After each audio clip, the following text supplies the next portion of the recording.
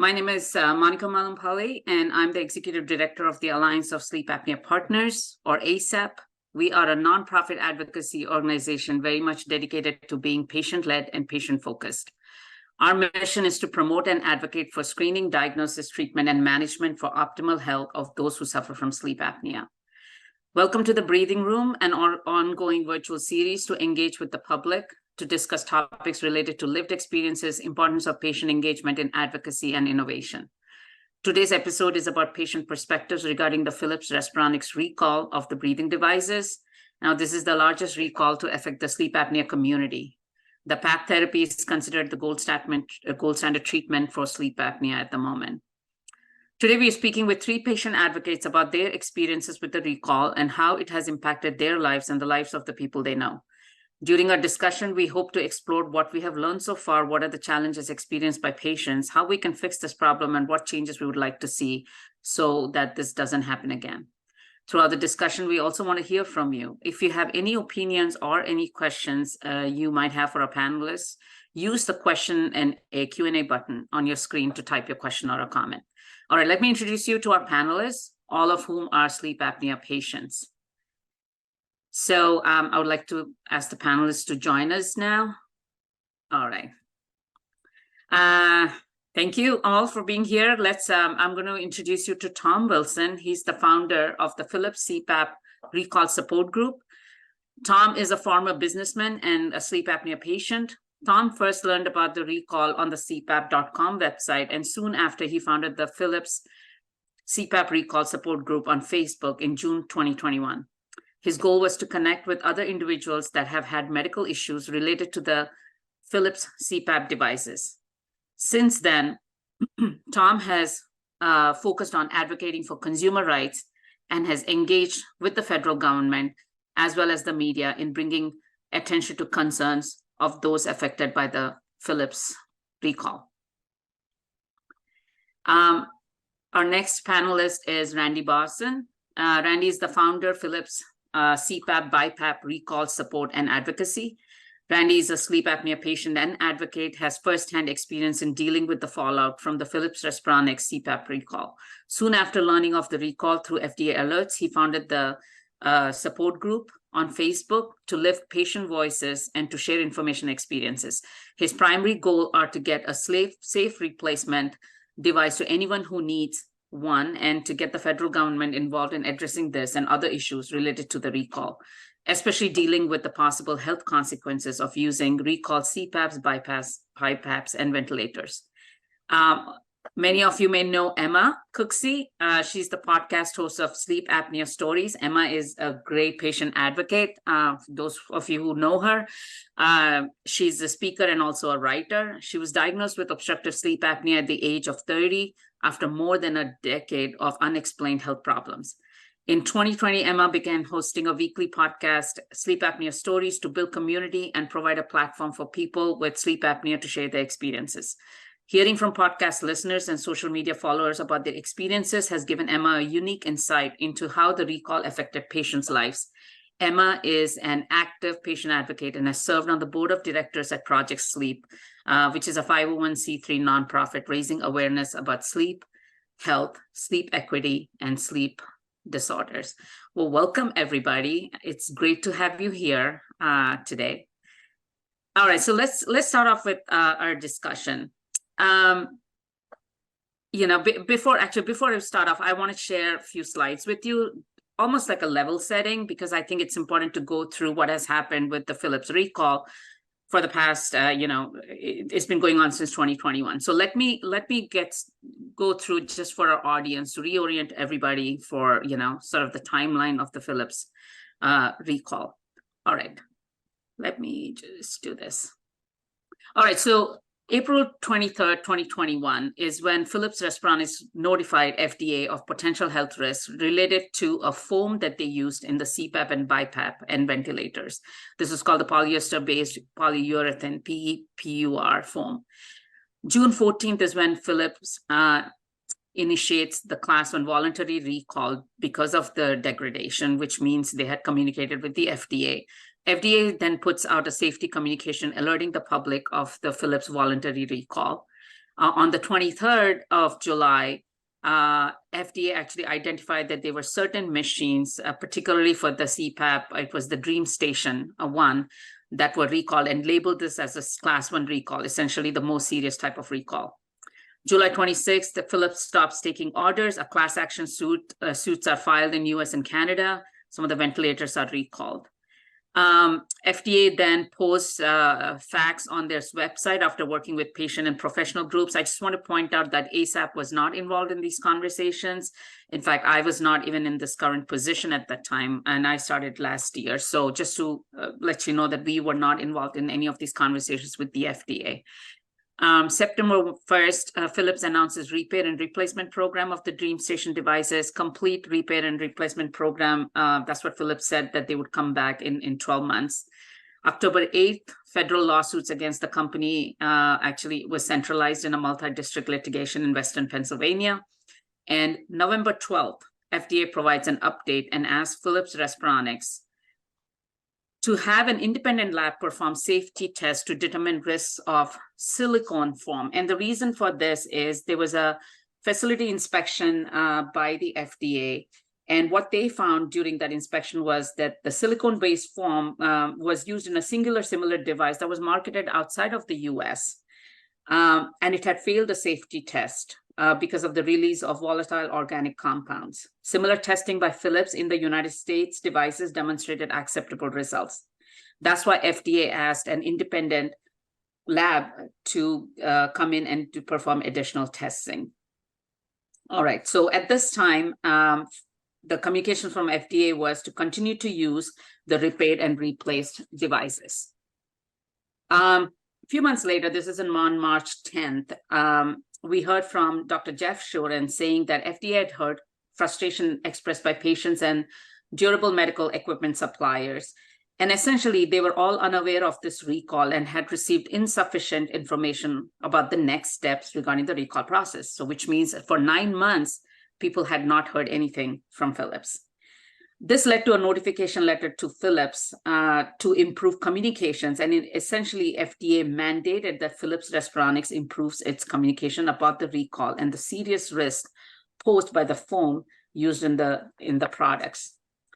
And this notification letter was issued under the order section 518A of the Federal Food and Drug and Cosmetic Act.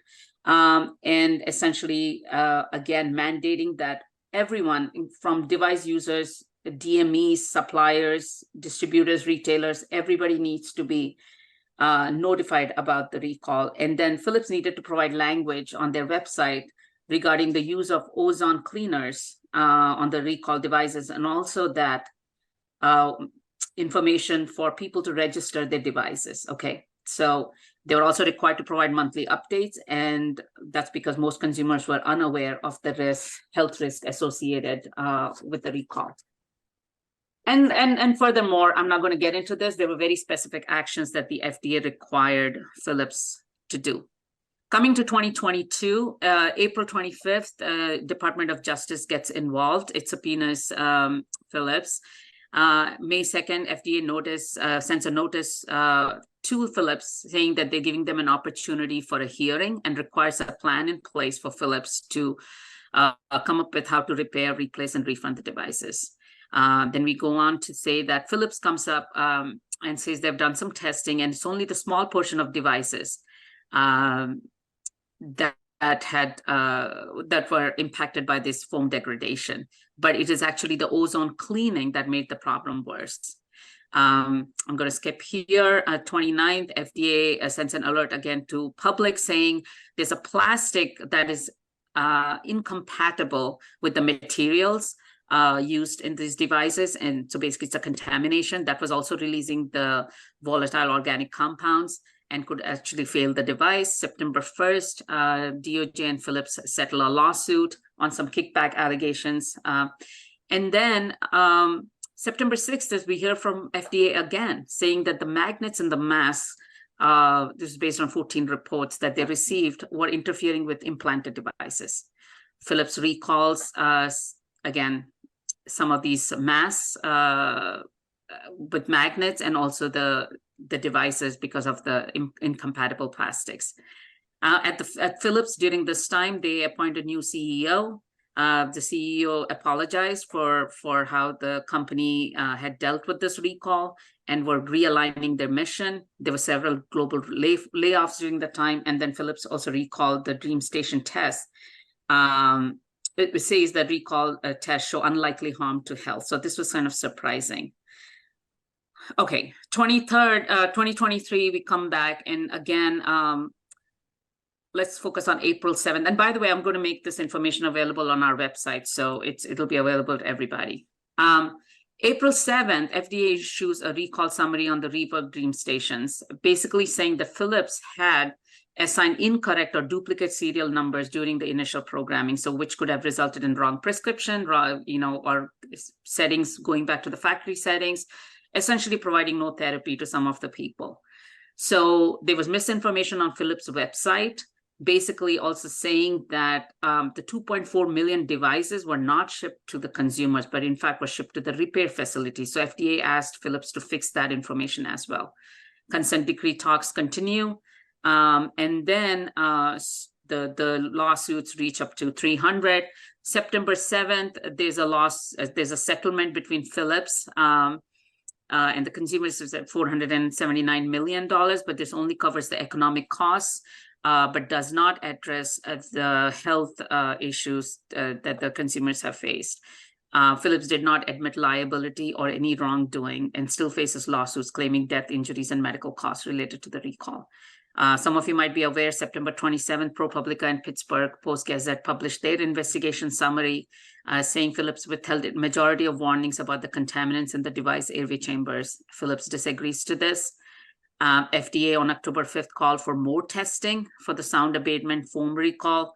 And October 27th, ProPublica Post-Gazette said that the role of this, that shed the light of the role of the CEO in this recall process. 21st November, which is last month, there was a voluntary recall of the SoClean equipment, 2 and 3, new user manual with requiring a new hose and a mask adapter. And on the 28th, FDA informs patients to monitor their DreamStation 2 for signs of overheating. Thank you for your patience as I went through this, but I think this is important to just bring our audience up to speed on what had happened in the last couple of years. All right, so to our panelists, in your opinion, again, from a patient perspective, what was the biggest problem that you see here? Tom, let's start with you, then we'll hear from Randy and then Emma. 2 bullet points. The first one is the word communication. I was surprised. Philips is not a pure consumer products company, but they certainly have plenty of consumer products, light bulbs and toothbrushes and so on and so forth. So they should know a thing or two about communication, mass communication, social media, etc.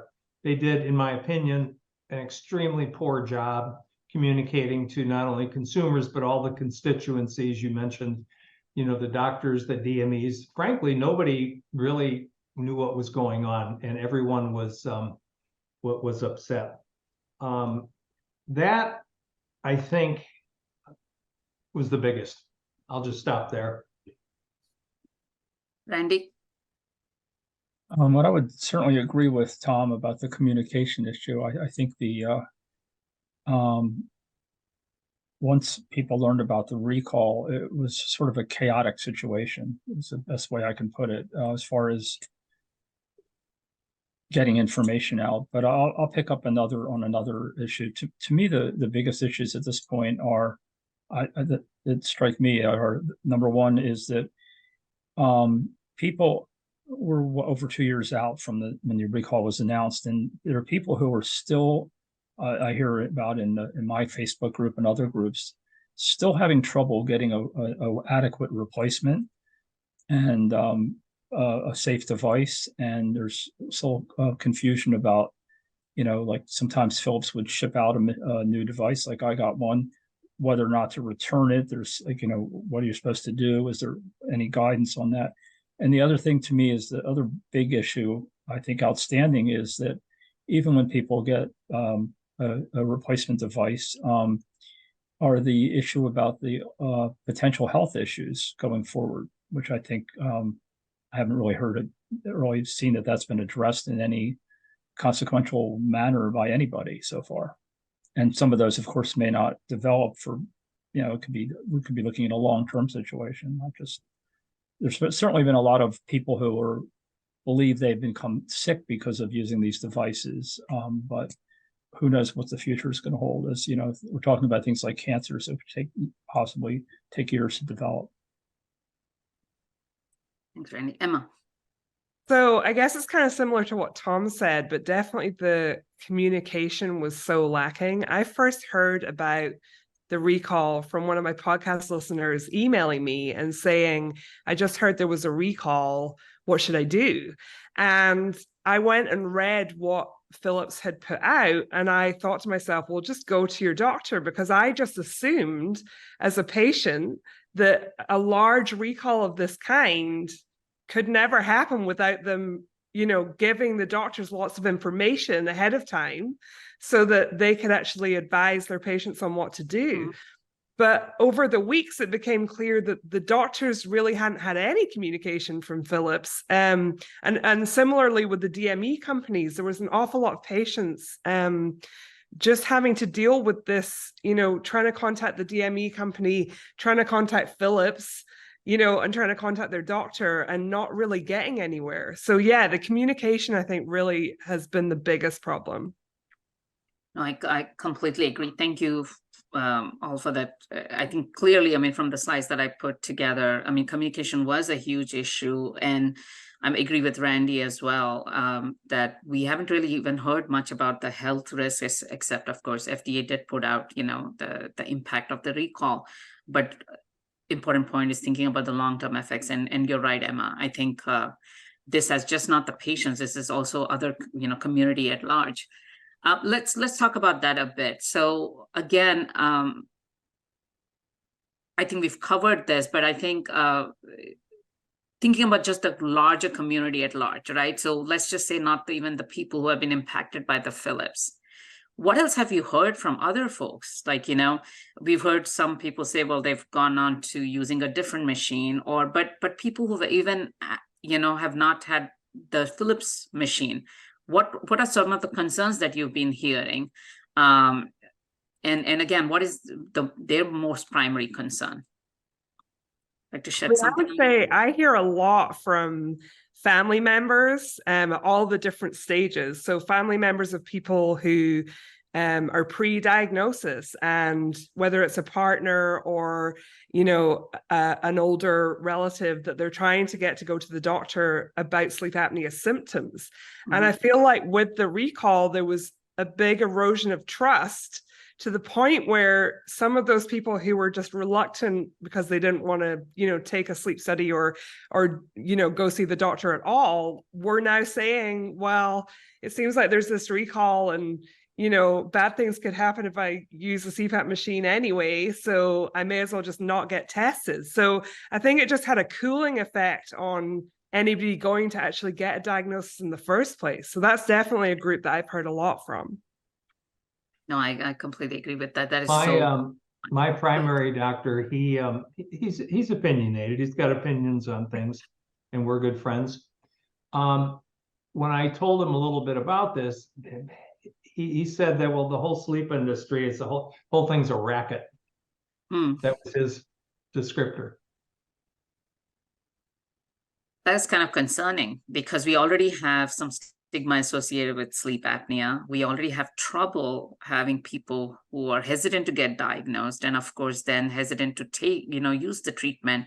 And then we have a recall like this happen that puts even more doubts in people's mind. Randy, do you have anything you want to add there?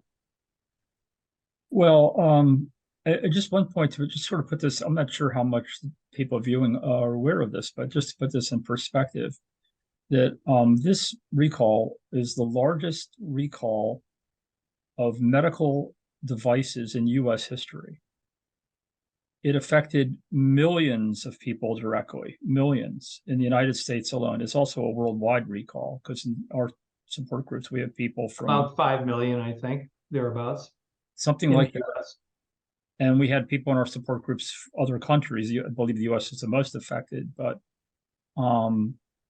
we have people from Australia, from Canada, from other parts of the world, and so that's who were directly affected. And like Emma was saying, that I mean, there's the family members, there's the people who are yet to be diagnosed, and the whole issue, it raised a lot of issues, I think, about the whole sleep industry. And part of the problem too is like, this is coming out of COVID when there was already problems with supply issues.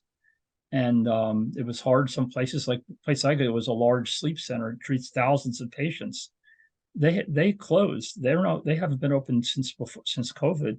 So they're not doing sleep tests in labs. So it's had a bunch of compounding problems and effects going back to since the recall was announced. And I think a lot of people, especially at the beginning, there were a lot of people who were had all these dilemmas, like, should I continue to use my device that I've been told is unsafe, or should I do what Tom did and go out and buy a new machine? Now, in my case, what I did is I use a BiPAP, which is a more fancier version than a CPAP, and it's pretty expensive.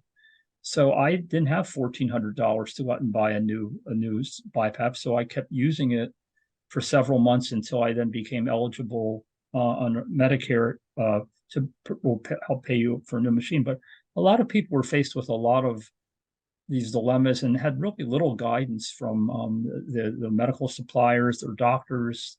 There wasn't just, there was a lot of like people fending for themselves, and people running out and buying things, or some people just stopped using them completely. I remember the first few nights I tried to sleep in a recliner on an incline, so I wouldn't be using this machine, but that didn't work too well. So I went back for several months and kept using this device, which may or may not be harming me. I think another point as well is people having really high deductibles. Like a lot of this is down to early on in the recall. I heard from plenty of people who had means to go and buy another machine. And so for them, it was more like they weren't really concerned with how they were treating their sleep apnea tonight. They were just like wanting to make sure that they got another machine eventually through the, and like Tom mentioned before we're on air, like getting some sort of compensation at some point. But I think the problem is the other people where they really didn't have means to do that. So I heard a lot from people who are maybe like underinsured or had these high deductible plans where, if their deductible was $8,000, like there was just nothing to be, they really didn't have the money like out of pocket to go and find another machine. Sure. Yeah, and one other thing about it was another point too, is that there were so many facets of this problem, but some of the machines that were sent out as replacements were fixed up Philips machines. So a lot of people didn't trust, the machines they were getting that were just Philips rehabs, I guess.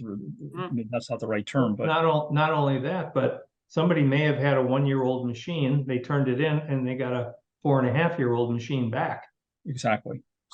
There's another point that I want to make. This is on the kind of the business strategy side, and that is, if you go back and you look at the Philips share price the day before the recall, it immediately, not immediately, but the trend just goes straight down, declined around 70%.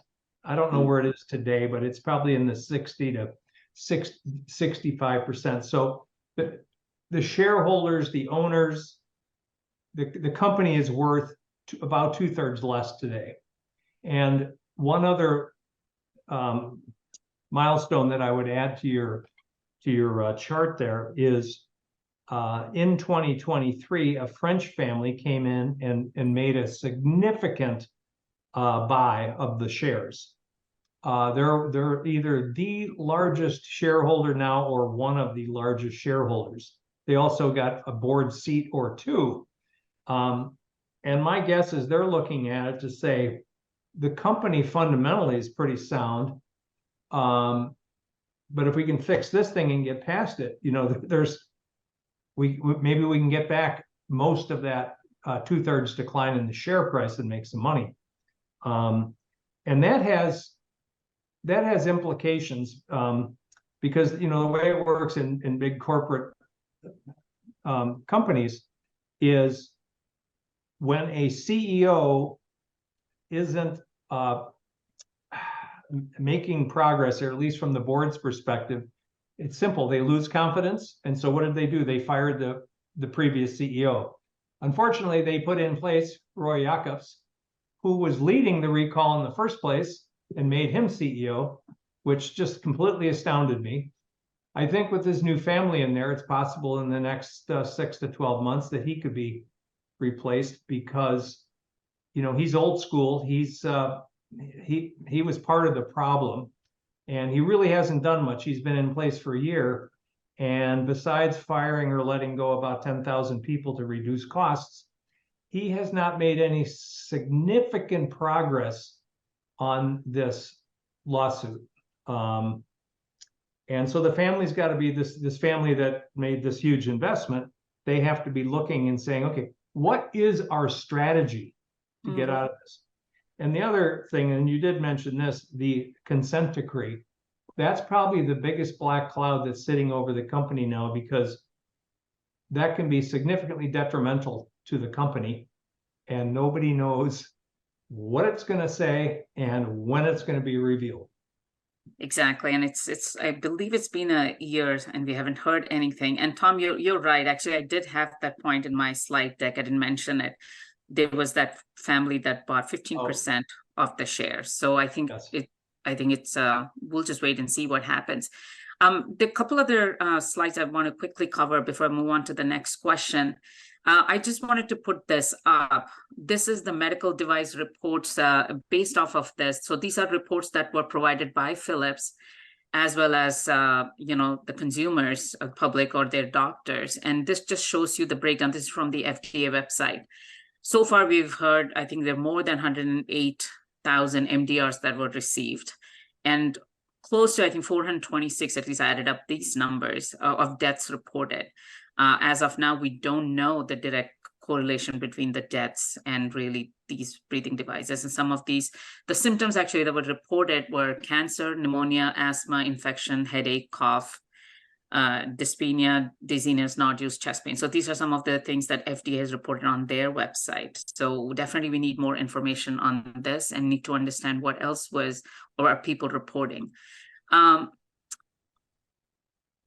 do want to just show this quickly to our audience. This is from the Philips website. When I first mentioned that FDA required Philips to put up information, and I think they have done this, but this is also a patient portal. So people who are still waiting to hear back about their devices, they can enter the serial number and see, you know, what's the status. Now, I'm not sure what information they're going to get back. They should have also received a confirmation code. But again, this is something that they can go explore on their website. So I just wanted to, you know, share a little bit of that information if people are yet to do that. Let me just come back to my next question now, which is, so we don't know, you know, so we've heard some of the deaths. And as Randy pointed this out earlier, we really don't know the full impact of this recall, right? What is the full impact on the medical condition of some of these patients? I mean, again, if these people have, you know, definitely breathed in some of these particles or have interrupted their treatments in certain instances. So what type of long-term effects can we expect to see from those who are unaware of the recall and continue to use the devices, or some of them who have stopped their treatment? So want to just, you know, comment on that? Well, I think that I think a big part of the problem is we don't know. I mean, I'm not a medical expert. We've heard things that one of my big concerns is I don't really see any effort to try to address this in the way that, say, other situations that might be comparable, like where people have been exposed to toxins, have been, you know, where there's been things like monitoring, added medical monitoring to see if you develop symptoms. Or there's been recently there was a toxic train spill that affected thousands of people.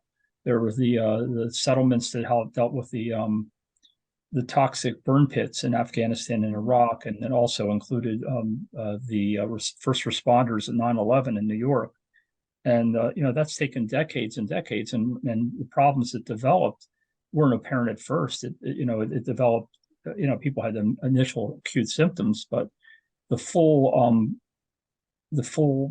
blown situation wasn't realized until it takes time for some of these diseases to develop. And one of my concerns and my focus has been on the role of government in this, and I don't really see that anyone is taking responsibility in the way they have in some of these other situations, like asbestos or the East Palestine train spill, to address this in any aspect of it, whether it's research into testing for toxins, or how to mitigate exposure, or medical monitoring. And I think there's been some reliance, on the assumption that some of that will come out of this lawsuit. And I've never had any faith that that would happen for all the people who've been exposed. And I just think it's, in the patients I hear from, like in my Facebook group and others, certainly people complained about a whole range of symptoms. But I don't really see, I think it's to be expected that there will be problems, and there are problems, but how that's going to be addressed, I think. And I just want to mention one other thing, because you had mentioned the ProPublica in your slide presentation. I think if people really wanted a more in-depth look at the problem, especially from Philips, I think that's an excellent deep dive into the the culpability and negligence of Philips. It doesn't really address the role of the federal government in all this, because after all, the federal government has to approve these devices, and we can't lose sight of that. I think that the government doesn't directly test these devices, and somehow they're on the market. And can we trust that of future devices, even some of the alternatives that people are using, like other manufacturers, are safe? And there doesn't seem to be a lot in place that I can tell to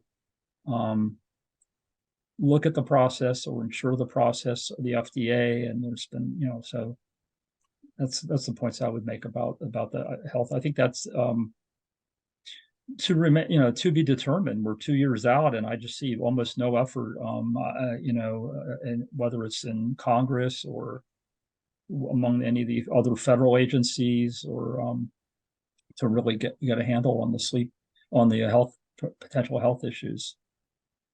Can we build on the class action lawsuit? Because I get a lot of questions. There's a lot of people say, what am I going to get? When am I going to get it?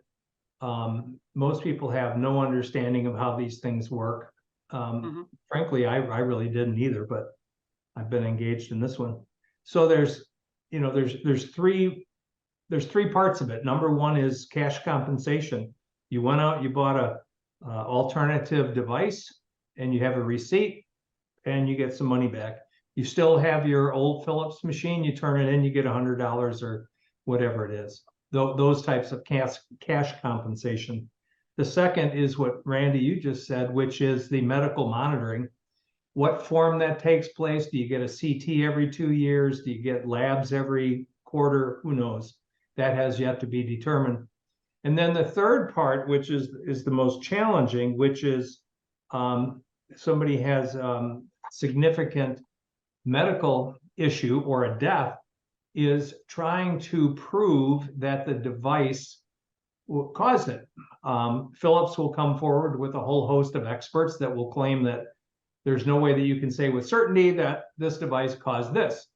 Especially when you have comorbidities, right? Like yes. A lot of people. We haven't even touched upon that. Yeah. So, I mean, yeah, sure. Bob smoked 3 packs of Camels a day. He remediated asbestos sites, all those things, of course. But then, of course, the plaintiff side, they will have as many experts to say that it's very likely that this could have been causal. How that shakes out, who knows? There's one thing that I know for certain, which is Philips will not want to have a jury trial, especially in the U.S., especially if they look at what's happening with Johnson & Johnson with their talc cases. So those are the three things: cash, and that's going to be announced here very shortly, what the outcome of that is and where you can apply and so on and so forth. Number 2 is medical monitoring, and number 3 is being compensated for illnesses and or death. And that's only for patients in the US, right? In the US, yes. And just want to clarify something that came up earlier. I believe there were 15 million, according to FDA website, the devices that were impacted worldwide, and about 1/3 of those were in the United States. So that's pretty significant. Emma, did you want to add anything else to? I hear from, so partly I have my podcast, and Right. I get the statistics for that. So there's people listening in like 40 countries. And on Instagram, I get DMs from people in all different countries. So when this recall first happened, I heard so many different things from people overseas, like in Indonesia and Europe and Australia. And it just has been, there's been even less communication there, is the feeling. Certainly the gentleman I talked to in Indonesia was told to bring his DreamStation 1 device back to the clinic he got it from, and they slapped a warning label on it and sent him home again with no, like, warning this could cause health problems, but with no explanation, or they certainly like haven't offered to replace his machine. So I think it's obviously it's been a huge problem in the United States, and so it's understandable that we're focusing on that, but it's really affected patients across the world, and a lot of people are still dealing with it. Yeah, no, I agree. All those are great points. I want to encourage our audience to submit questions at this point, and actually we do have 3 questions. So let me pull that up right now. The first question: do you feel like there was adequate coverage in the media on this recall? No. I see Emma. No, so I was really surprised that it wasn't on every front page. So I pitched a story to our local news station sort of maybe like 6 months after the recall, and we were talking about alternatives to CPAP, and they had a man on there who had been had developed cancer and had been affected by the recall. And I thought it was a really great story, but I was like, why is this only on local news channels? Like, I hadn't really seen anything in mass media, and it has affected so many people. It's been very surprising to me. I agree, Tom. I have a quick anecdote. At some point, fairly early on, I approached my local newspaper, which is the Washington Post, do a story, and I reached somebody who was like the editor of the health section, I believe, or health and science. Now, Tom, I think, was successful later in getting the Post to do a story, but at the time I approached them, the editor said she knew about it. She was very sympathetic. I think she said she may have used this device herself, but she said, but all of my reporters are now assigned to doing COVID stories. COVID. Yes. Because this was still, and COVID was still going on. I said, well, great. So the Washington Post, which has, I kidded her. I said, well, maybe your owner, Mr. Bezos, could, afford to pay for a few more reporters. But that tells you, yes, I think the coverage there were some stories that came out later, but and I think Tom had a lot to do with that. He got a lot of the newspapers to do stories, but I think that I was blown away by the ProPublica investigation. That was awesome. It was late in the game, because that's the really only thing I've seen that really goes in depth. I also watched, they did a really good webinar, like, a few months ago now, but after they put that out, they did a really good webinar with some doctors and somebody from the American Academy of Sleep Medicine and different people. And like, it was really like the journalists talking about the story and how they put it together. So yeah, but thank goodness for journalists who are willing to go the extra mile and do that research. No, and you're right, because we hadn't heard anything really. I mean, I kept thinking, where are the patients? Why aren't we hearing anything from the patients? And I think it was either NPR or ProPublica that first came out at least highlighting some of the patient stories, but that was at least 2 years almost into the recall. Let me move on to the next question. In comparison to some of the other more popular disease indications, such as oncology, I don't know this question. I'll ask the person to resubmit this question. I think it's not completed yet. Let's move on to the next one. Does the FDA have the authority to investigate/restrict devices cleared under the 501(k) procedures? 501(k)(5), yeah. I would think so. I have a little experience with the FDA. I mean, they are the final authority to ask for more data, more testing. You know, usually if somebody submits for approval, they're basically saying, hey, this device is similar to the other device, so no big deal. But that doesn't mean it. I wouldn't think it just automatically flows through and gets approved. I think if somebody has a question, they are the final authority, but I'm no expert on that. Yeah, I believe they are, and by the way, from my understanding, the masks and all of them fall under the devices too. Mm-hmm. Someone's asking, will this webinar be available to replay later? Yes, it will be. It's being recorded, and we will make it available on our website as well as on our YouTube channel, and we will send that out pretty soon. Let's move on, and I again encourage audience to ask more questions. So Tom and Randy, I want to come back to this, and Emma, I'll come back to you later. Tom and Randy, what made you decide that you wanted to do something about this, right? I mean, you just heard the news, and you are not even engaged in day-to-day things with sleep apnea, but you just saw this news, you wanted to do something, advocate on behalf of others. And just to quickly tell us, what is it, the first thing that you did, and what were your objectives, in being a patient advocate here? Randy, you go first. Your last name starts with B. Okay. Well, I didn't necessarily see myself as a role for the patient advocate. I mean, I had been using a device. I think this might be helpful to point out is the FDA puts out alerts about recalls all the time. It's actually, you can either go to their website or you can sign up to get email alerts about FDA recalls, which I recommend because you actually see how many recalls there actually are. I mean, devices, food, medicines. I mean, every day there are recalls. There's, it's pretty.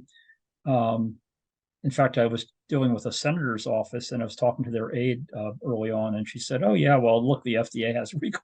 She was trying to diminish this, so you'd be surprised how many recalls. So I mentioned that because I think it's help. I would recommend signing up if you want to find out, because that's how I found out about the recall. So I got I saw the FDA email alert, when it first was announced in June of 21. And then it just, it occurred to me, I've been in different Facebook groups and other support groups for different health issues that have been very helpful. And it just occurred to me, maybe because I have some background in organizing, that it would be helpful to have a forum where people could, share information, get the word out, hear what people's experiences are. So what I did is I just created a Facebook group, the one I was mentioned, Facebook group where people could do that. And then I discovered some other groups, the one Tom's in, and there's a couple others that I joined. And then also there's some sleep related groups, which I went on and tried to get the word out and, and just found that useful. So that's how I got involved. And then I sort of dealing with my own issue about the recall, about the device. So I started focusing on the insurance issue, which in my case was a Medicare issue, and dealing with the senator's office and dealing with Medicare. And that was a long process, and only to find out that Medicare has these very rigid rules. Like there's called a 5-year rule, which it turns out that you would think, well, okay, you have a defect. The government on one hand is saying the device is dangerous and defective. Why can't you just get a replacement? Well, it turns out Medicare has these very rigid laws about it has to be over 5 years old, And the only way to get around that, actually, the Medicare tried to get around it, but it turned out, I learned this from my senator's office, that the only way to change that is through Congress, and Congress would have to go in and change the Social Security Act. And she said nobody's willing to go in and do anything but the Social Security Act. So that was a lost cause, and that was a lot of my focus. And then, took me several months to become eligible to get a new device, and I did. And then my focus related to this whole issue became more of seeing what was going on with other people, and then these longer term issues. But like I said, even today, there's still people having problems with getting replacements, and that has been true the last 2 years. So that's been, and then I guess other thing I mentioned is, and Tom might have mentioned this, but Tom has done a lot of work, and he reached out to the FDA. So we have had one meeting with the FDA, with some members of the FDA, and we had another one set up, but we had to postpone it. But we're going to try to get back in touch with them. It's been, I think the original one we had was August 22. Yep. To try to follow up with them, because anyway, that's about where how I got involved.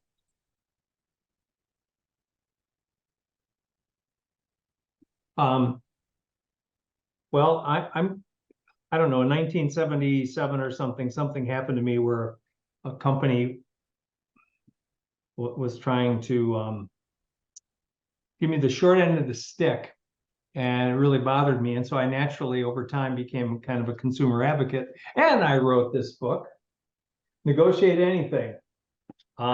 Secrets to Make Businesses Treat You Fairly. Okay. Are we like telling people about our books? Yeah. I'm not selling it. Actually, I give them away.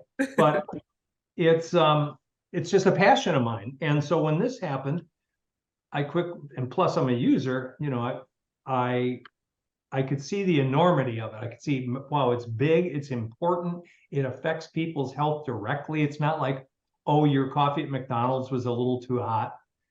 This was a serious issue. And the fact that the company right out of the chute was saying that this could take a year, you knew it was going to take a lot longer, because they didn't know what was going on. And I just, from the get-go, felt like they were not managing this well. And so that's why I got engaged.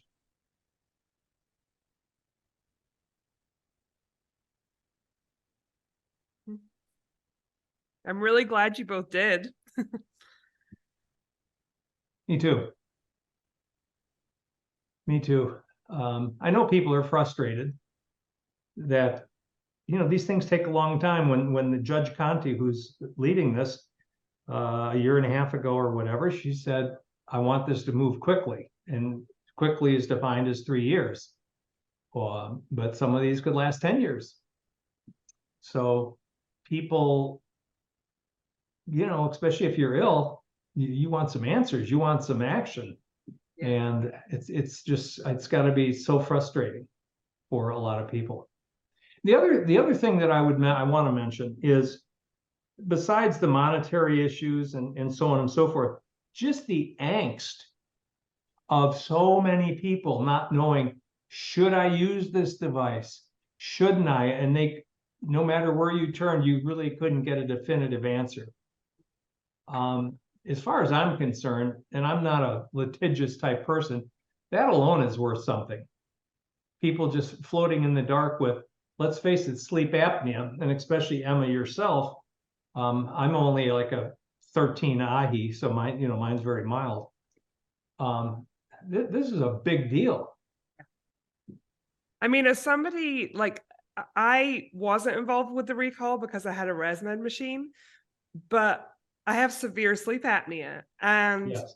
I talked to so many people who I felt for so much, because they were basically me. But being faced with this decision of, do I just stop using my machine? The idea of stopping using my CPAP after 15 years, with an AHI in the 40s, like, I can't sleep without it. So the idea that, somebody would be in that position where they have to make that choice, right? Do I either see my quality of life? I mean, my quality of life before CPAP was falling asleep at the wheel and so much lower than it is now that I just wouldn't want to go back to that. But if people are telling you that it could cause serious illness, then you're having to weigh both those things, and neither option is good, you know? Yes.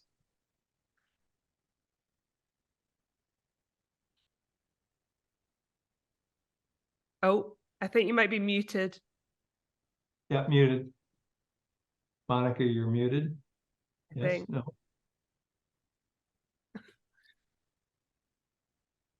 Here, I'll sign for you. Might have to start signing. Can you hear me now? Yes, yes. Yeah.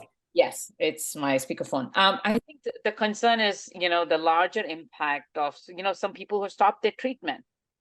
We don't know, have they gotten into accidents or have they have any other, some other thing that's happened to them? I mean, we still don't know. We need to hear from more patients about how they have really, been impacted by this recall. And I think we still don't have a handle on that.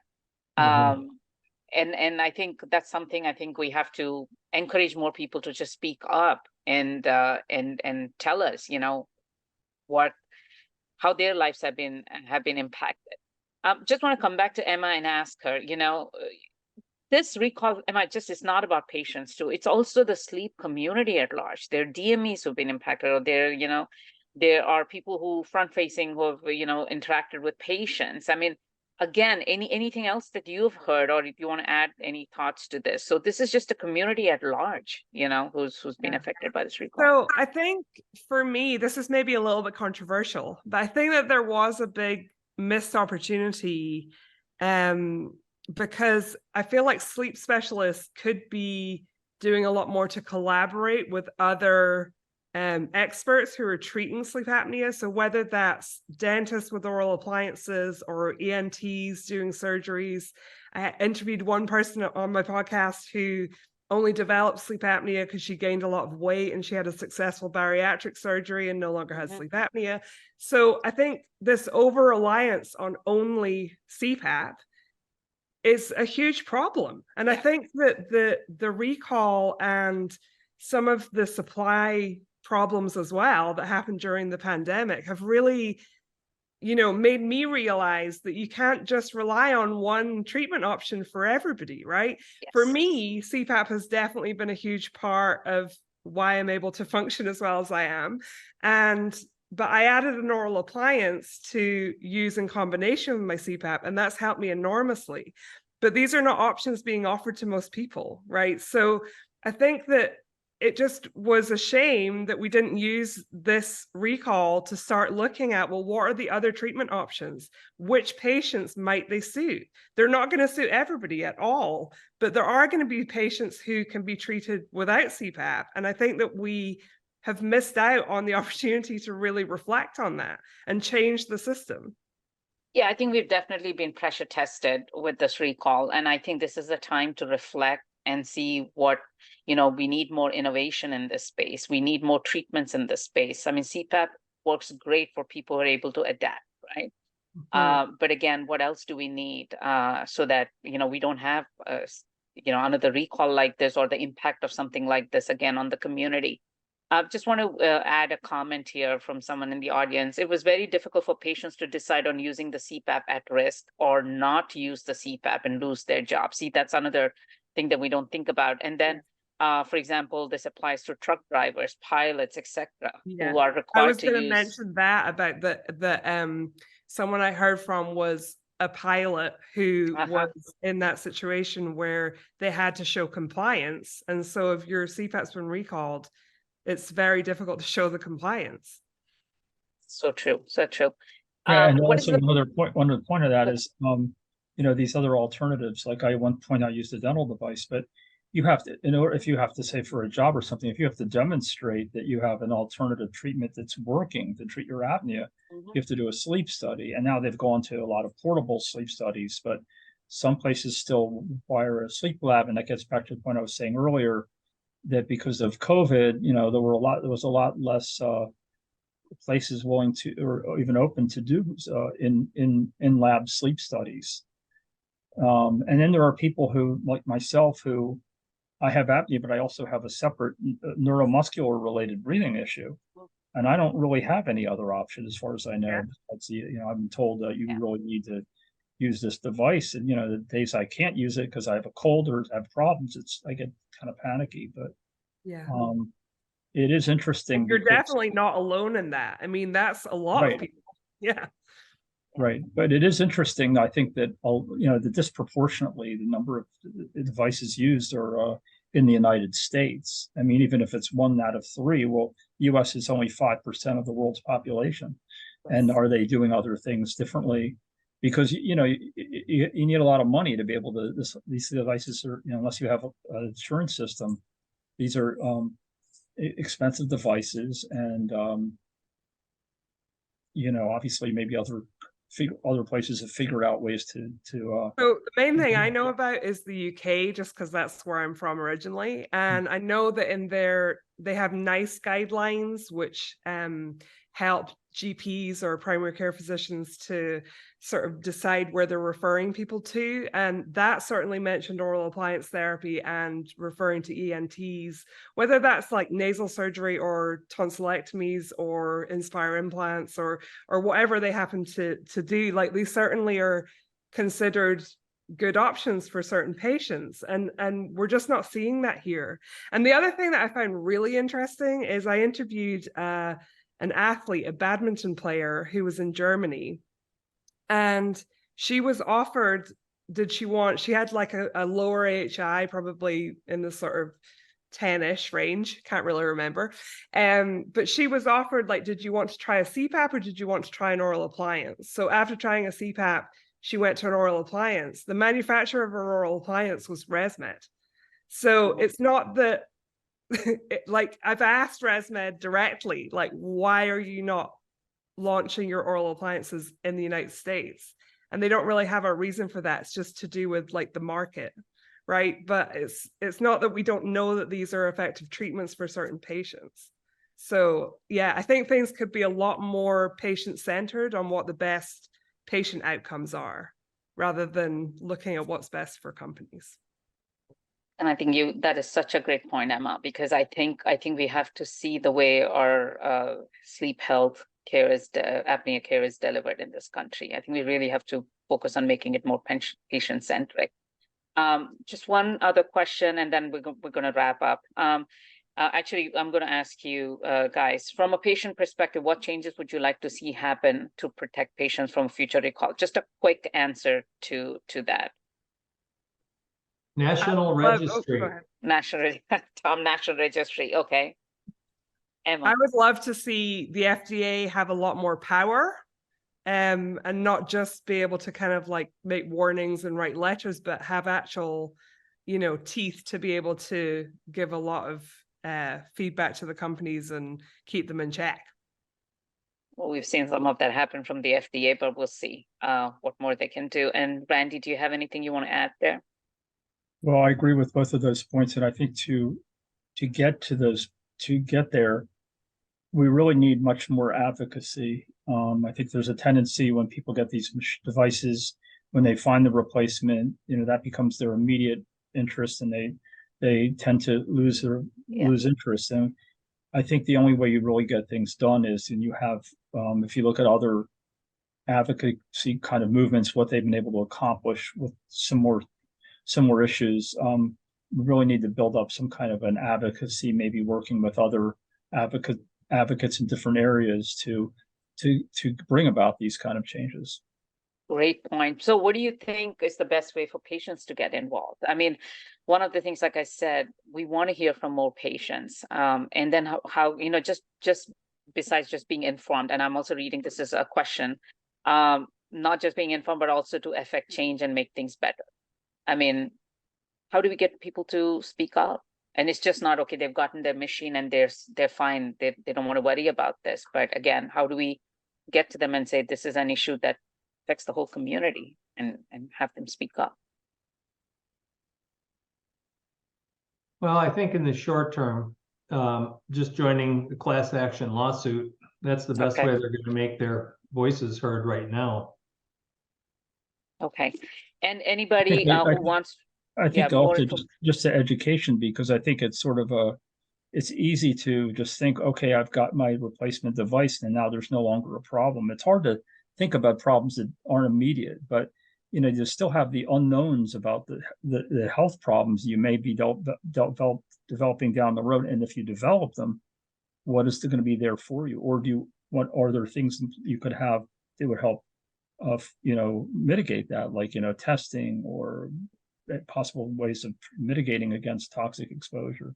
So I think it's just partly education that that's not the end. That's the beginning of the journey. That's just not the end. Getting a new safe device. I agree. So final question, what is one message or one action that you would like to see your audience do today or take away from our discussion today? I can't help myself, but if anybody has a story to share and wants to come on my podcast, Sleep Apnea Stories, you can find it anywhere you find podcasts and sleepapneastories.com. And I really haven't had that, partly because people have gotten in touch and they've been part of the legal action, and so they don't really want to share yet. But if anybody is interested in coming and sharing their story, that's a really great way to start advocating and to start putting yourself out there. And I will back up Emma on that. We also want to hear stories from everyone and their testimonials. And Tom has already shared some with us, and we would like to definitely hear more. So contact us. Well, thank you, everyone. I just want to make some closing comments, and then we're past our time here, but want to thank everyone for their insights and engaging conversation today, as well as sharing your experiences. And again, if you have a story, please share with us by emailing at info@apneapartners.org.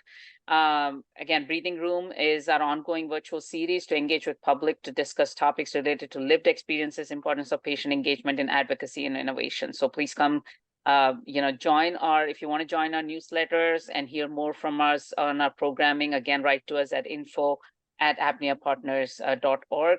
Our next episode of Breathing Room is on Thursday, December 14th, and we want to hear from actually the sleep physicians and what their perspectives are regarding this recall. So I hope the audience can join us back again.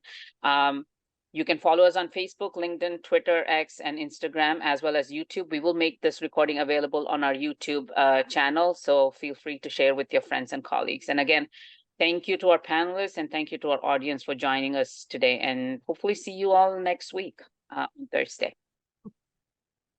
Thanks for having me. Thank you. Bye, everyone. Thank you. Bye. Bye-bye. Bye-bye.